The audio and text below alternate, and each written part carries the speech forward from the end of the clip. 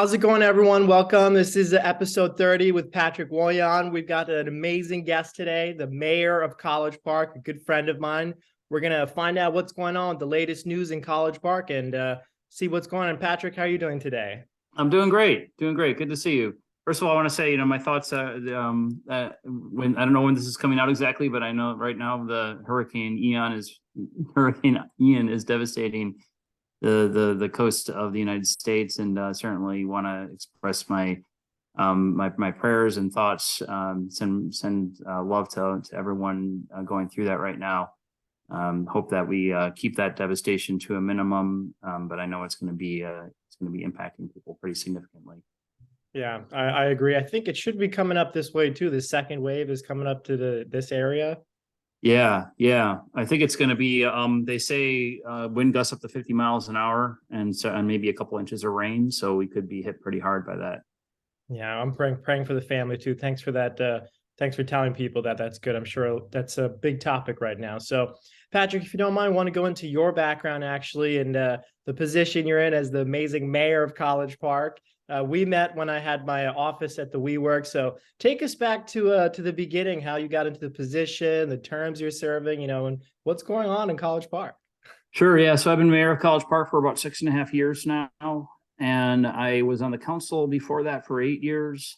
When I was on the council, I worked with my predecessor as mayor, Andy Fellows, to really foster a better connection between the University of Maryland and the city of College Park.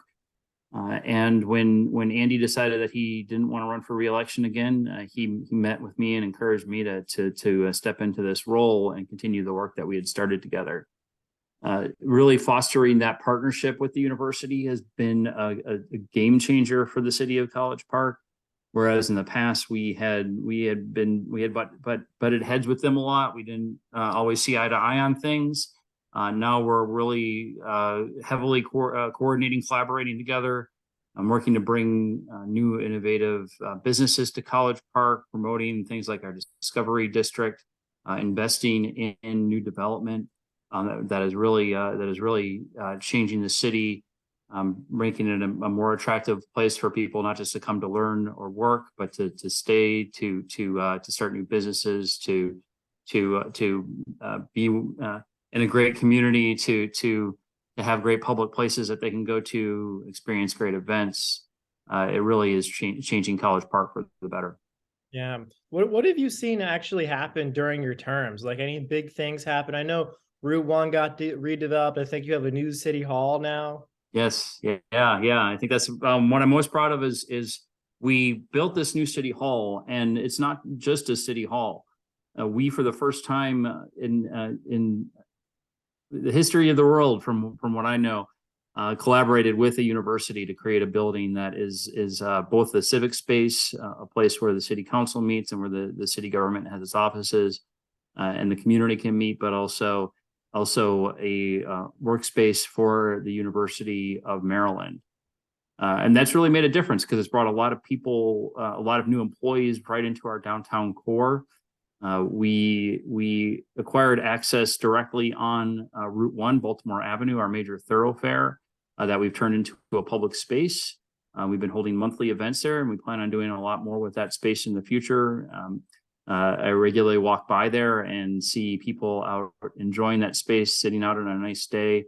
We'll soon be opening new restaurants on the first floor of our city hall that will have outdoor seating. So it's about creating not just a place for the city government to work, but a place for city residents to gather and to meet.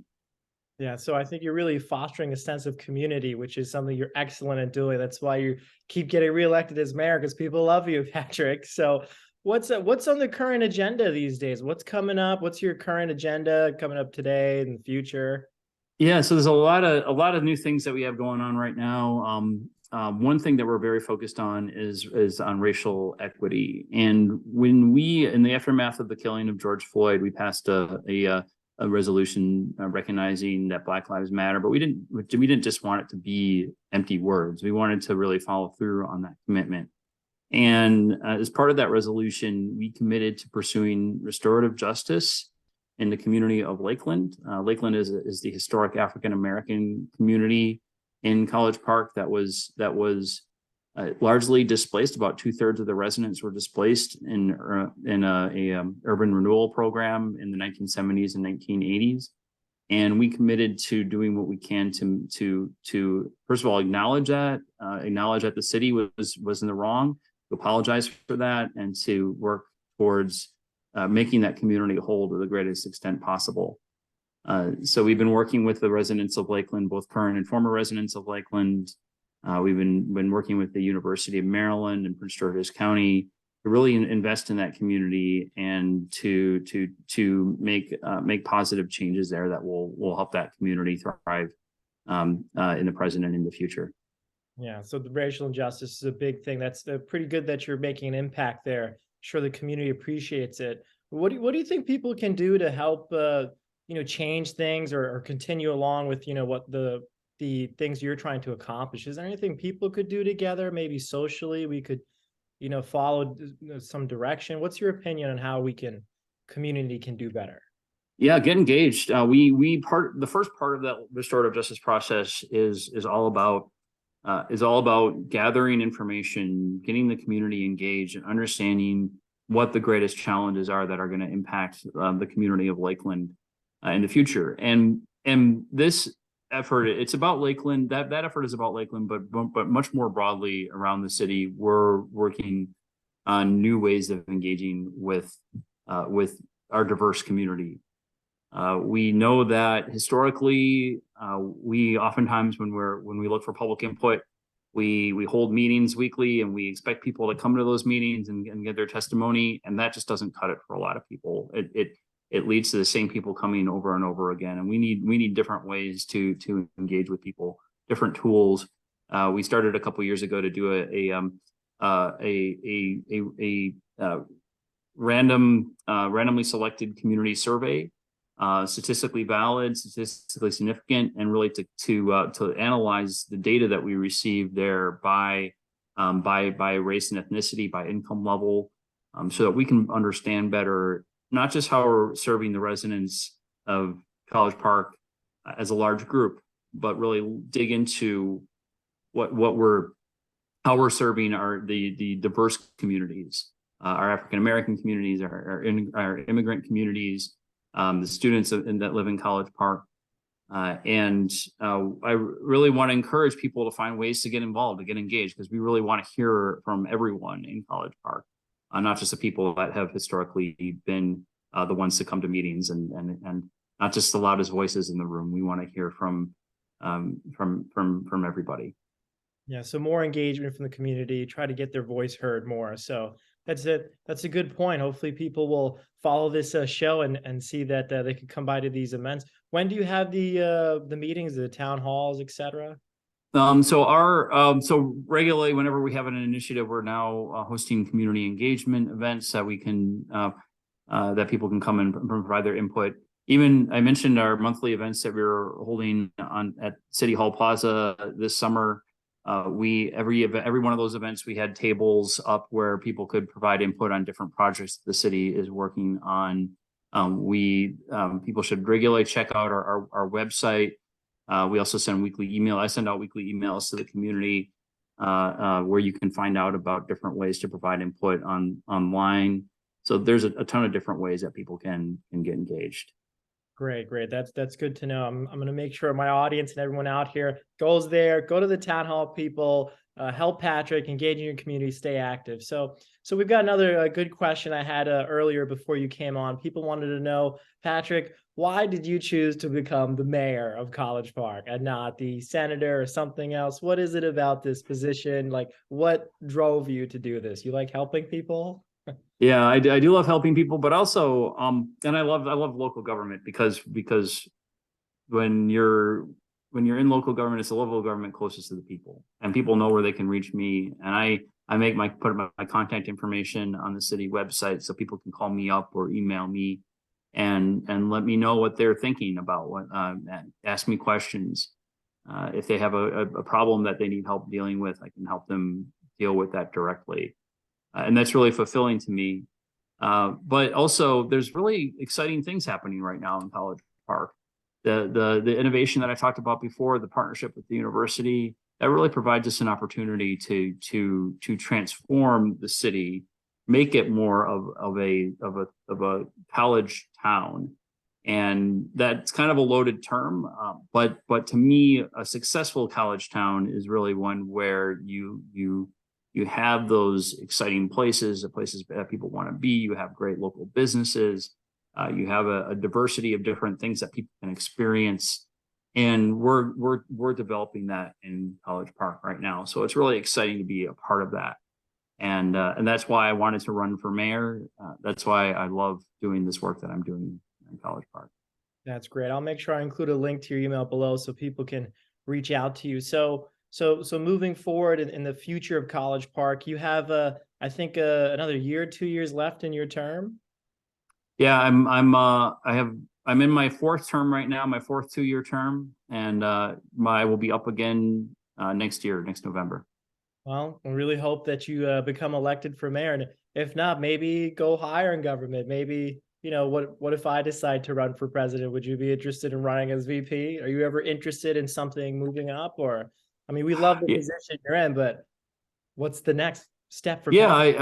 I'd love to. I'm taking things day by day. I don't have any specific plans right now, but I do think that I can take my experience, what I've learned here in this role in College Park, and apply it at a higher level. I'd love to take on some new challenges. College Park is a great community, and I love being mayor here. But I also think that there are some other things that I could do. Great. Well, maybe we'll see what's in store for the future. So, I don't want to take too much of your time because you're the mayor. You have a lot of stuff going on. So, just curious, and this kind of open topic. Anything else you want people to be aware of right now, or what's going on, or maybe things you need help with? Yeah, so one thing that we're working on right now, we really are facing a lot of challenges with affordability of our housing. We've had a tremendous housing shortage in College Park and the DC Metro as a whole. Anybody who's looked for housing recently in the DC Metro knows how difficult it is to find an affordable place to live, especially an affordable place to live that's close to jobs, close to transit.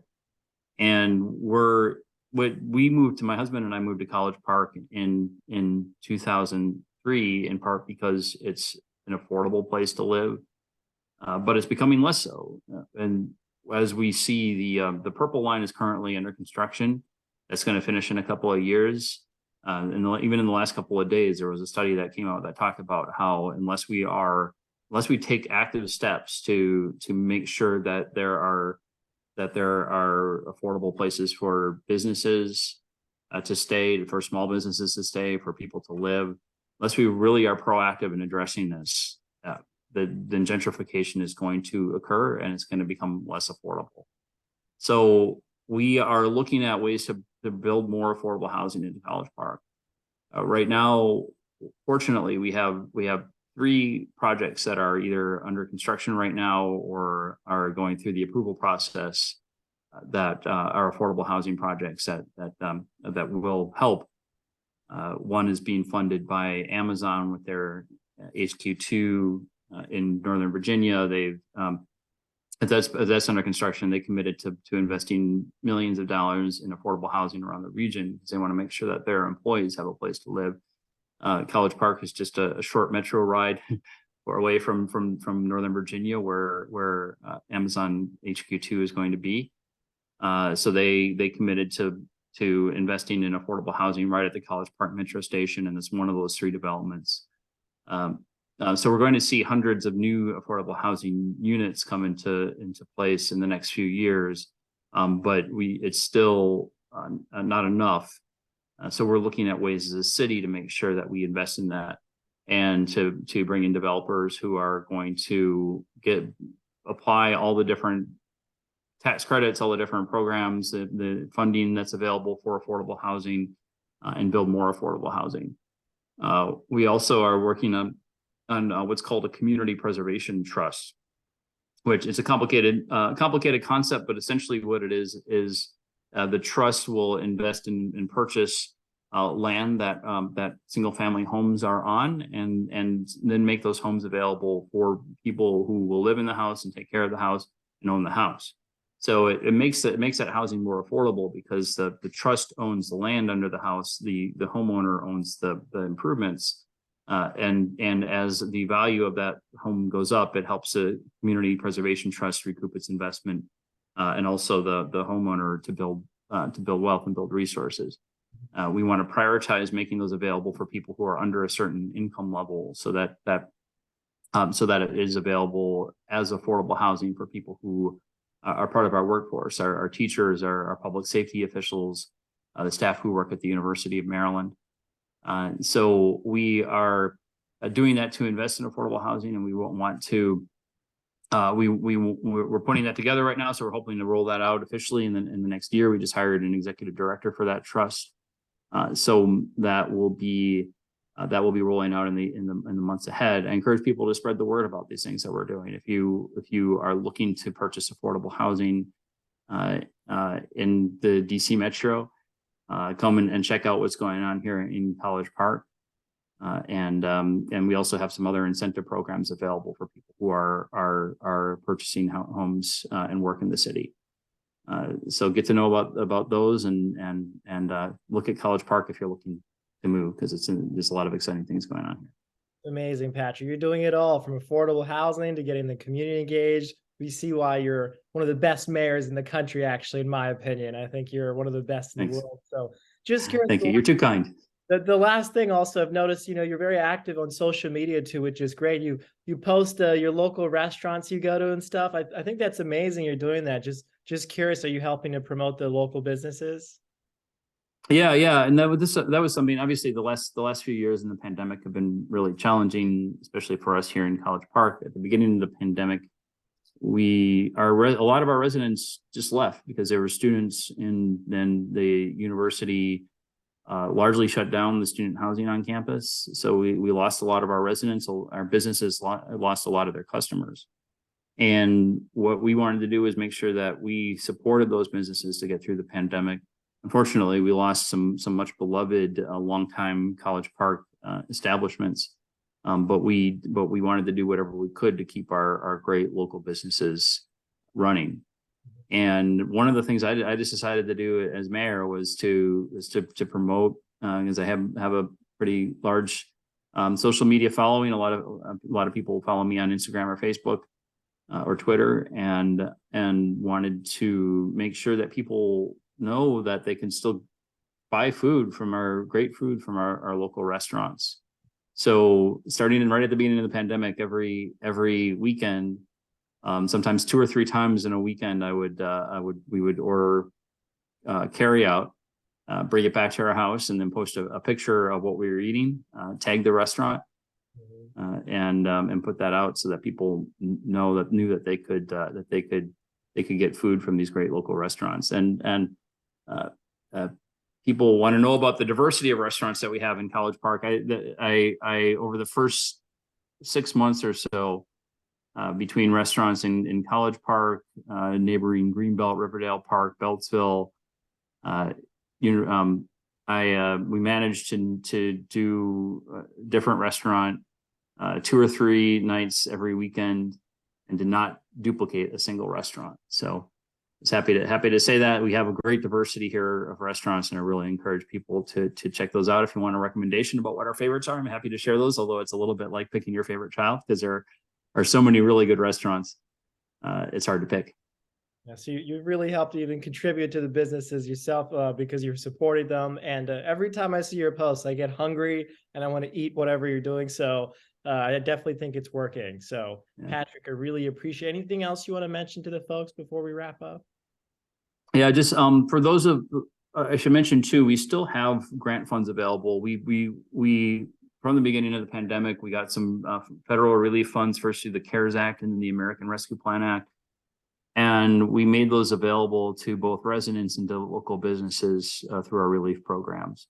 There's information about those available online. If you're a small business in College Park, or a small business owner, there are those relief funds available. We also have relief funds available for individual residents who are still in many cases struggling to get through the pandemic. And I know that a lot of people are still struggling, may have health issues that they're dealing with. So those are available to help people deal with expenses, utilities, rent, food, other assistance that they need because of the pandemic. So that's all available on our website. If you go to collegeparkmd.gov, scroll down and you'll see all the different programs that are available. That's great. I'll make sure I include the website below. So Patrick, I really appreciate that. You are doing everything possible for the community. We love you as mayor. We hope to support you and come back soon. Patrick, thank you so much. We appreciate you. My pleasure.